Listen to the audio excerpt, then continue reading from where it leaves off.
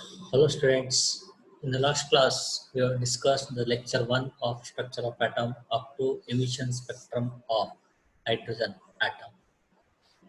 The second lecture of structure of atom will discuss the remaining part of the chapter that includes the Bose atomic model.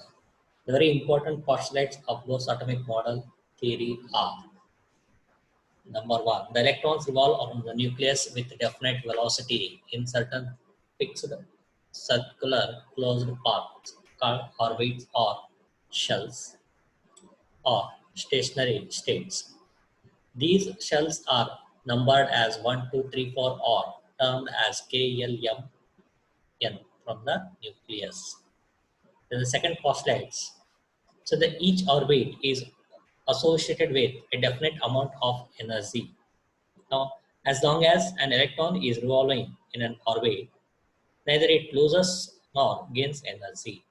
Hence, these orbits are called stationary states or stable orbits. The third postulate, the centrifugal force of the revolving electron in a stationary orbit is balanced by the electrostatic attraction between the electron and the nucleus. So the fourth postulate, electron can revolve only in orbitals whose angular momentum is an integral multiple of h by 2 pi. That is, mvr is equal to nh divided by 2 pi, where m is the mass of an electron, v is the velocity of electron, r is the radius of the orbit, and n is an integral number like 1, 2, 3, 4, which is called principal quantum number, and h stands for Planck's constant. Then fifth postulates the energy of an electron changes only when it moves from one orbit to another orbit. Outer orbitals have higher energies while inner orbits have lower energies. The energy is absorbed when an electron moves from inner orbit to outer orbit. The energy is emitted when the electron jumps from outer orbit to inner orbit. The next one, the energy emitted or absorbed in a transition is equal to the difference between the energies of the two orbits, that is E2 minus E1. So energy emitted or absorbed is in the form of quanta, that is delta E is equal to E2 minus E1, that is h nu. So here E1 and E2 are the lower and higher energy states. The next comes expression for radius of orbit. Let us consider an electron of mass m and charge e revolving around the nucleus of charge Ze in a circular orbit of radius r. Let v be the tangential velocity of the electron as per Coulomb's law. The electrostatic force of attraction between the moving electron and the nucleus is minus Ze squared divided by r. For the atom to be stable, an equal centrifugal force must act away from the nucleus. This centrifugal force is equal to minus mv squared divided by r, where m is the mass of electron and r is the radius of the orbit. In a stationary orbit, minus z squared divided by r square is equal to minus mv squared divided by r, or z squared divided by r is equal to mv square. Now, as per Bohr's quantum condition, mvr is equal to nh divided by 2 pi.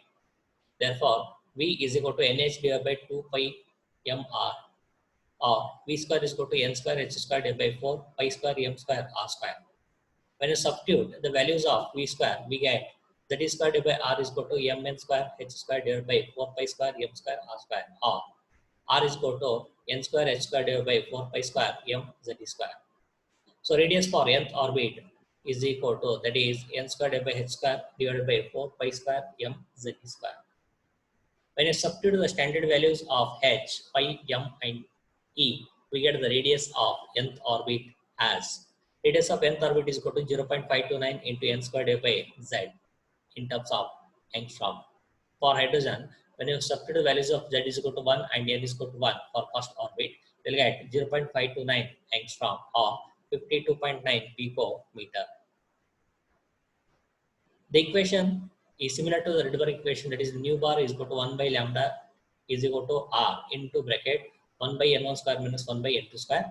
So Rydberg constant r should be equal to 2 pi square m z E4 divided by CH cube. When you substitute the values, we get RH is equal to 109,681 per centimeter, which value, this value is almost equal to Rydberg constant, that is 109,677 per centimeter. The merits of Bohr's atomic model. Bohr's atomic model can explain the stability of the atom. Bohr's theory unsuccessfully explained the atomic spectrum of hydrogen. The Bohr's theory not only explained the hydrogen spectrum but also explained the spectra of one electron species, that is uni-electron system. The experimentally determined frequencies of spectral lines are in the close agreement with those calculated by Bohr's theory. The value of Rydberg constant for hydrogen calculated from Bohr's equation tallies with the value determined experimentally. The next comes limitations of Bohr's model. Bohr's theory fails to explain the spectra of multi-electron system. The theory could not explain the fine structure of atomic spectrum. The theory fails to explain the splitting of spectral lines into a group of finer lines under the influence of magnetic and electric field, that is Zeeman effect, and electric field Stark effect. The theory could not explain the orbits for allowing electron in a definite path. It against the wave nature of electron. Bohr's theory is not in agreement with Heisenberg's uncertainty principle. Now discuss the numericals based on this concept. What are the frequencies and wavelengths of a photon emitted during a transition from n is equal to 5 state to the n is equal to 2 state in the hydrogen atom? That is lower, that is initial energy, that is n1 is equal to 5 to final energy, that is n2 is equal to 2. So since N1 is equal to 5 and N2 is equal to 2, this transition gives rise to a spectral lines in the visible region of the Palmer series. From the equation, delta E is equal to 2.18 into the power of minus 18 joules into bracket 1 by 5 square minus 1 by 2 square. When you substitute the values and simplify, delta E value is going to be minus 4.58 into the power of minus 19 joules. The frequency of the photon is given by the equation, that is nu is equal to delta E divided by h. So substitute value of delta E, just only calculate, that is minus 4.58 into the power of minus 19 joules. Planck's constant is 6.626 into the power of minus 34. And the value of frequency is found to be 6.91 into the power of 14 hertz. And we know relation between frequency and wavelength, that is lambda is equal to c by lambda is equal to c divided by mu. So velocity of light is 3 into the power of 8 meter per second, divided by frequency is 6.91 into 10 to 14. On simplification, you'll get 434 nanometer. Calculate the energy associated with the first orbit of He plus ion or species. What is the radius of this orbit? So radius of nth orbit is equal to minus 2.18 into 10 to the minus 18 into z squared divided by n square for He plus n is equal to 1 and z is equal to 2. So energy of first orbit, that is minus 8.72 into the power of minus 18. So the radius of the orbit is given with the equation, that is the radius of the nth orbit is equal to 0.0529 into n square divided by z. Since n is equal to 1 and z is equal to 2, on substitution you'll get 0.02645 nanometer. The next comes dual nature of matter, that is de Broglie's wave equation. So as the light exhibits different properties such as diffraction, interference, photoelectric effect, Compton effect, reflection, and refraction. The phenomenon of diffraction and interference can be explained by the wave nature of light, but the phenomenon of photoelectric effect and Compton effect can be explained by the particle nature of the light. So the slide has dual nature. So de Broglie proposed that matter-like radiation should also exhibit dual behavior, that is lambda is equal to h divided by m into v, and this is called de Broglie's equation, where lambda is the de Broglie's wavelength, m is the mass of the moving particle, and h is the Planck's constant. So m into v can be written as p, therefore lambda is equal to h divided by p, where lambda signifies wave nature and p signifies the particle nature. So let us see the numericals based on this concept. That is, calculate the energy of 1 mole of photons of radiation whose frequency is 5 to the power of 14 hertz.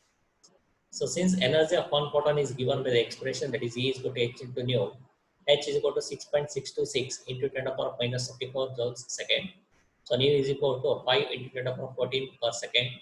So E is equal to 6.626 into 10 to the power of minus 34 into new value is 5 into 10 to the power of 14. On simplification, you get 3.313 into 10 to the power of minus 19.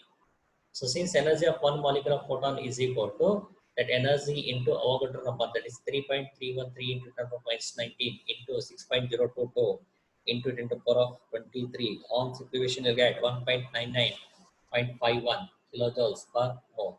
Will be the energy of one mole of photon.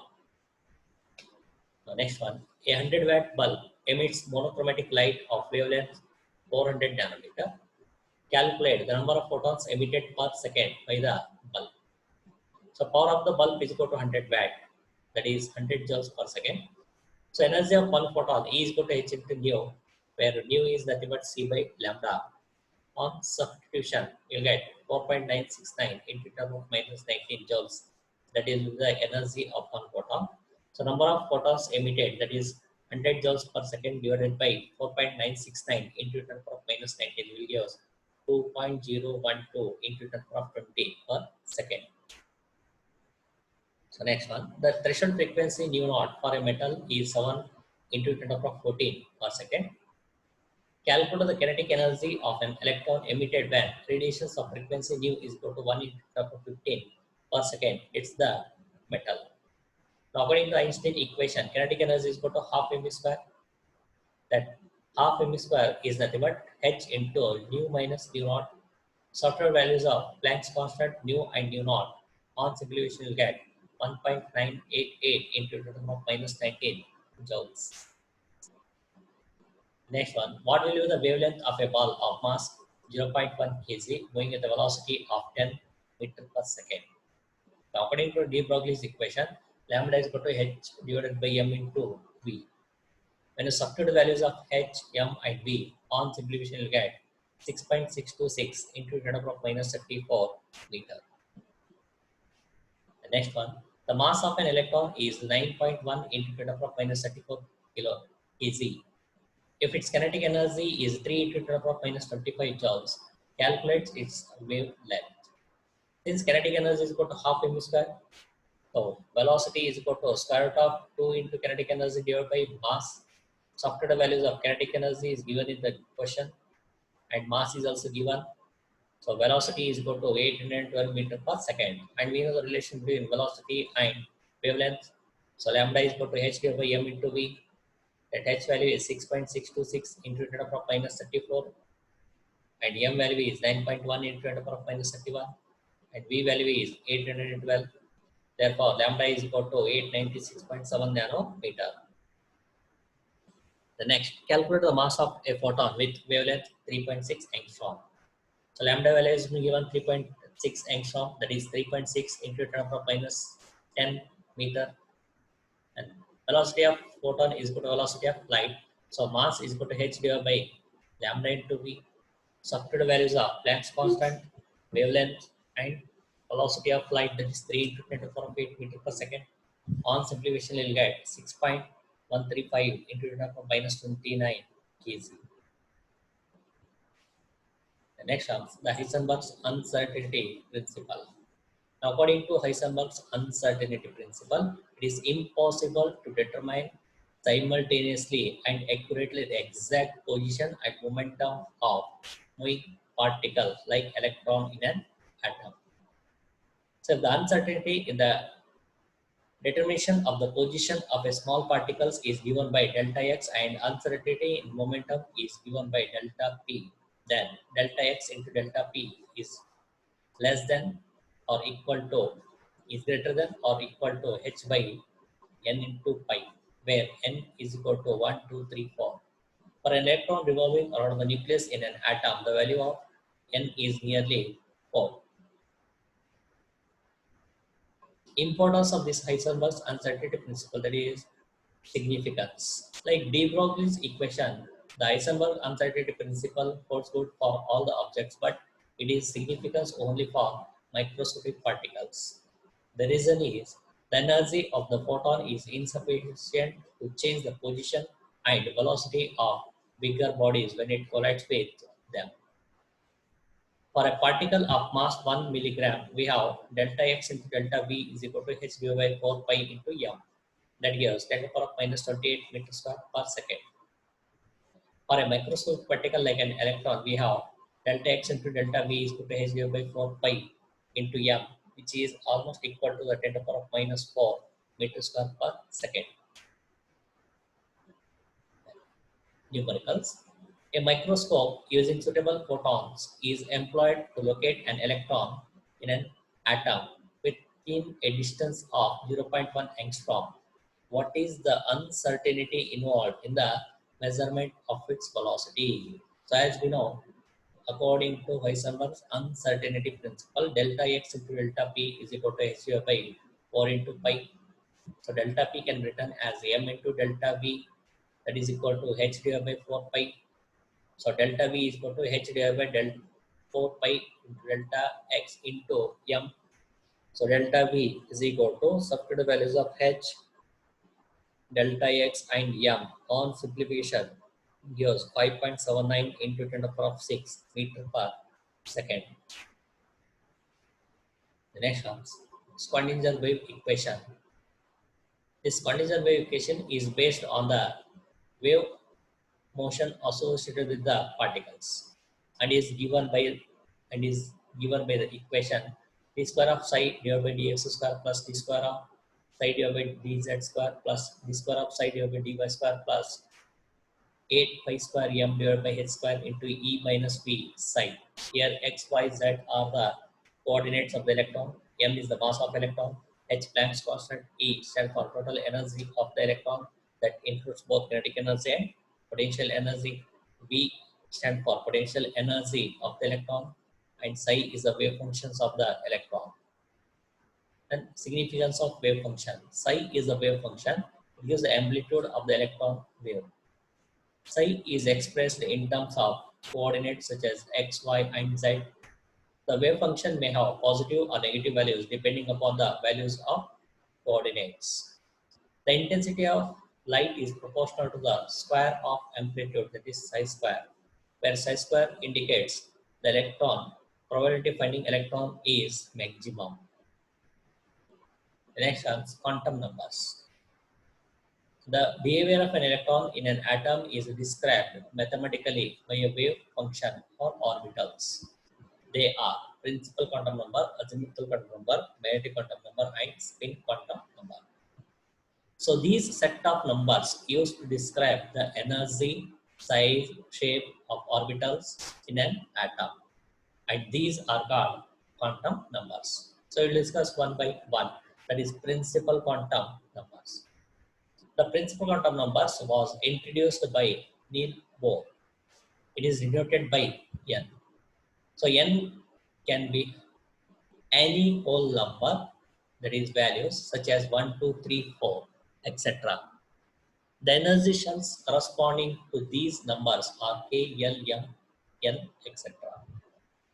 Principal quantum number indicates the main energy levels to which electron belongs.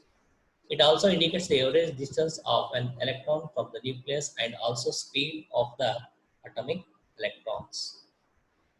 The maximum number of electrons that can be present in an orbit is given by 2n square. So the maximum number of electrons in K, L, M and N shells are 2, 8, 18 and 32. So this is the radius of the orbit, expression for radius of the orbit, and expression for the energy of the electron, and expression for the velocity of electron. The next, azimuthal quantum number, and it was introduced by Sommerfeld. Azimuthal quantum number is also called as secondary quantum or orbital angular momentum quantum number or subsidiary quantum number. So it is denoted by small letter L. So L can have the values from 0 to n minus 1. A total of n values 0, 1, 2, 3 indicates SPDF, and the SPDF are spectroscopic terms which indicates S for sharp, P for principal, D for diffuse, and P for fundamental, respectively. Azimuthal quantum numbers indicates the subshell to which the electron belongs. It also determines the shape of the orbital. So each main energy shells can have n number of subshells. The orbital angular momentum of an electron is given by the expression that is L is equal to square root of L into bracket L plus 1 into h divided by 2 pi. The next comes magnetic quantum number. Magnetic quantum number was introduced by Landry to explain Zeeman effect. It is denoted by small m. Magnetic quantum numbers refers to different orientations of electrons in a particular subshells. These orientations are called the orbitals. So n can have the values from minus L to plus L, including a total of 2L plus 1 values. When L is equal to 0, m has only one value, that is m is equal to 0. The sublevels S has one orbital called S orbital. When L is equal to 1, m can have three values. M is equal to minus 1, 0, plus 1. The sublevels P has three space orientations or three orbitals. The three orbitals are designated as Px, Py, and Pz. Similarly, L is equal to 2 and L is equal to 3. So each value of m constitutes an orbital in the sublevels. So maximum number of electrons in a subshell, that is 2 into bracket 2L plus 1. The next quantum number is spin quantum numbers. Spin quantum numbers was proposed by Goldspin. It is denoted by small s. So it indicates the directions of the spinning of electron in a clockwise or in the anti-clockwise directions. This spin quantum number helps to explain the magnetic properties of the substance. A spinning electron behaves like a micromagnet with a definite magnetic moment. And the spin angular momentum of an electron is given by mu is equal to square root of S into bracket S plus 1 into h divided by 2 pi.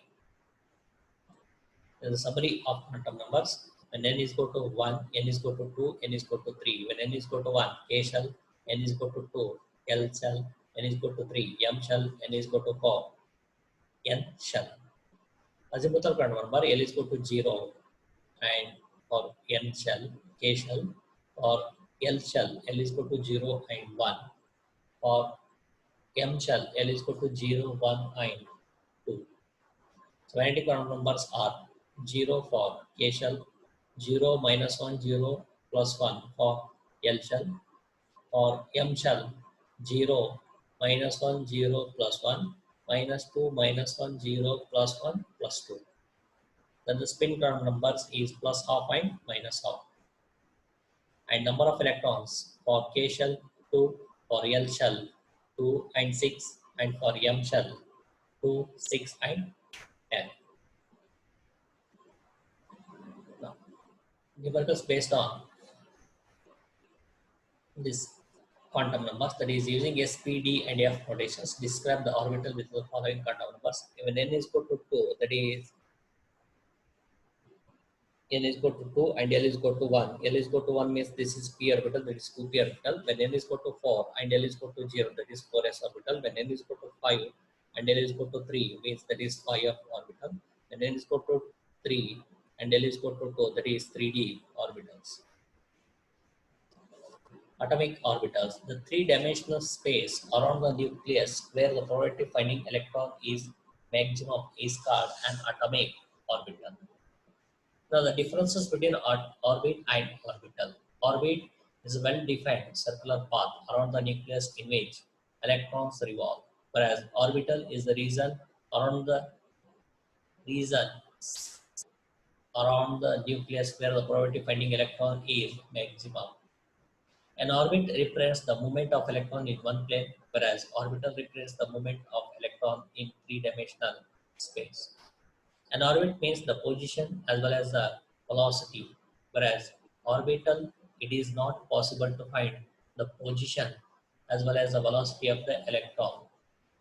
Orbits are circular, whereas orbitals have different shapes like spherical dumbbell. Orbits do not have directional characteristics except S orbits. All the other orbitals have directional characteristics. As an orbit can have a maximum number of 2n square electrons, whereas orbital can have a maximum only 2 electrons. Then no. The three-dimensional space around the nucleus where the probability of finding electron is maximum or 0. Types of nodes. Nodes are of two types, radial nodes and angular nodes. A radial node is the spherical region around the nucleus where the probability of finding electron is 0, that is psi square is equal to 0. Similarly, nodal planes, angular plane have 0 probability of finding electron. A calculation of number of nodes. Number of radial nodes is equal to n minus L minus 1, whereas number of angular nodes is equal to L. Therefore, total number of nodes is equal to n minus 1. In a 3p orbital, the number of radials, that is n value is 3, L value is 1. So 3 minus 1, that is 1. Number of angular nodes, L is equal to 1, that is 1. Total number of nodes, 1 plus 1, 2. And shape of orbitals. S orbital can accumulate electrons with L is equal to 0, and these orbitals are present in every orbit starting from 1s, starting from first orbit. Orbital in which electrons with n is equal to 1, L is equal to 0 are present is called 1s orbital. P orbital. P substance begins from second orbit. For P sublevels, L is equal to 1 indicates that each P sublevel contains 3 orbitals with m values minus 1, 0, plus 1. These are designated as Px, Py, and Pz depending upon the axis image. Electron density is present. So P orbitals have dumbbell shape, and the three orbitals present in a given p sublevels will have same shape, size, and energy, but different orientations, differing m values. These three orbitals are perpendicular to each other, and the angle between any two p orbital is 90°. D orbital begins from third orbit. For D sublevels, L is equal to 2 indicates that each D sublevel contains 5 orbits with M values minus 2, minus 1, 0, plus 1, plus 2. And these are designated as dxy, dyz, dzx, dx square versus dz square. The energy of orbitals. The energy of an electron in a hydrogen atom is determined only by the principal quantum numbers within a shell. All hydrogen orbitals have the same energy independent of the other quantum numbers. The next comes electronic configuration of multi-electron atoms. The distribution and arrangement of electrons in the main shells, subshells, and orbitals of an atom is called electronic configuration of the element. The Hobbe principle. According to Hobbe, in the ground state of the atoms, the orbitals are filled in order of their increasing energies. N plus 1 rule. As n plus 1 rule value increases, the energy of orbitals increases. The orbital with the lowest n plus 1 value is filled first. When two or more orbitals have the same n plus L values, the one with the lowest n values or highest L value is preferred in filling first. For example, consider two orbitals 3d and 4s. The n plus value for 3d is 3 plus 2, that is 5, and for 4s, 4 plus 0 is 4. Now, since 4s have lowest n plus value, so it is filled first before filling taking place in 3d. That is why, in the case of chromium and copper, the filling takes place according to n plus L rule. Now, consider the orbitals 3d, 4s, and 5s. 3D, 4P, and 5s. When I apply the n plus n values for 3D, so n plus value is 5, 5, 5 for all the 3D, 4P, and 5s. Now look at the principal quantum number 3D, 4P, and 5s. Now the electrons are filled first in the 3D, then in the 4P, then in the 5s. This is because of lower value of principal quantum number. The order of increasing energy of atomic orbitals, that is 1s, 2s, 2p, 3s, 3p, 4s, 3d, 4p, 5s, 4d, 5p, 6s, 4f, 5d, 6p, 7s, and so on. This is the increasing order. Pauli's exclusion principle, it states that no two electrons can have a set of values for all the four quantum numbers. For example, helium atom has two electrons in its 1s orbital. Quantum numbers for first electron are n is equal to 1, l is equal to 0, m is equal to 0, and s is equal to plus half. And quantum number for second electron is n is equal to 1, l is equal to 0, m is equal to 0, and s is equal to minus 1 by 2. The two electrons have the same values for n, same values for l, and same values for m, but has different s values. The next comes Hund's rule of maximum multiplicity. Now, according to this rule, when electrons are filled in generate orbitals of subshell, pairing of an electron takes place only when each orbitals of the subshell is filled with one electron each. It can also be stated that in ground state of an atom, the configuration which has more number of unpaired electrons is most stable. For example, electronic configuration of nitrogen is, the one electronic configuration is 1s2, 2s2, 2p3. The electrons in 2p subshells are occupied singly, that is 1s2, 2s2, 2px1, 2py1, and 2pz1. Electronic configurations of elements from atomic number 1 to atomic number 30. The stability of atom. Extra stability is associated with atoms in which degenerate orbitals are either half-filled or completely filled. This is due to the symmetrical distribution of electrons and exchange energy. That exchange energy is nothing but the amount of energy released when two electrons with similar energy and same spin exchange their position without the change in electronic configuration is called exchange energy. Greater the exchange energy, greater is the stability. The presence of half-filled and completely filled degenerate orbitals gives the greater stability of the atom. So this is why, that is why in the case of chromium and copper, the electrons are filled first in the 3 4s, then enters into the 3d. That is 3d 5 4s 1. In the case of copper, 3d 10 and 4s 1. Thank you.